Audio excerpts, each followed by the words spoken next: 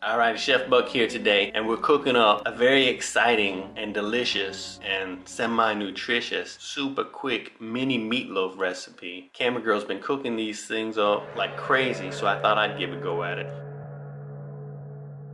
I hate processing stuff for recipes, but you know, it's kind of the best thing to do for this one. So blend you up some oats, some red pepper, throw you a little bit of garlic and one small onion. If you don't have a small onion, use 1/2 of a big onion. Get that blended up.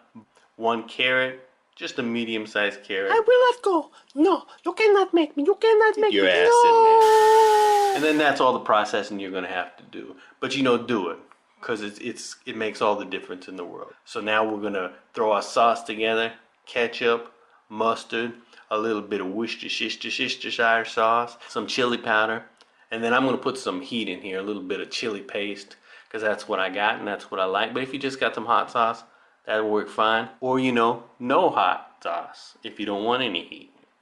In a big bowl, add your oats, your onions, your carrots. I'm gonna throw in a little bit of Italian seasoning, and I like to rub it between my hands, you know, get those flavors activated.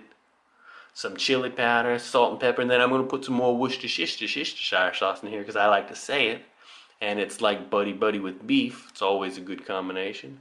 1 egg, whip it up, throw it in there, then stir all these ingredients together. Get these flavors buddy buddy mixed together well, and then we're gonna add 1.5 pounds of lean ground beef, and then mix that in there just by hand. You know, we don't want to overwork it. You don't want to over mix this and turn it into a big, heavy, dense brick. So go ahead and we'll divide it into 12 balls, and you can do that however you like. You see, I have a very complicated mathematical process by which I do it, and because I have OCD, I have to constantly touch my balls. But you know, do whatever you got to do to get them into 12 reasonably evenly shaped balls or loaves. Spoon your little topping evenly over each of the balls, and then that's it. You know, we're gonna slide it in the oven at 450 degrees for about 15 minutes, you know, any more than that. And I think they're overcooked, but maybe you'll like them overcooked. But you know, about 15 minutes and they're gonna be perfect. They're gonna be super moist because you got all those veggies in there.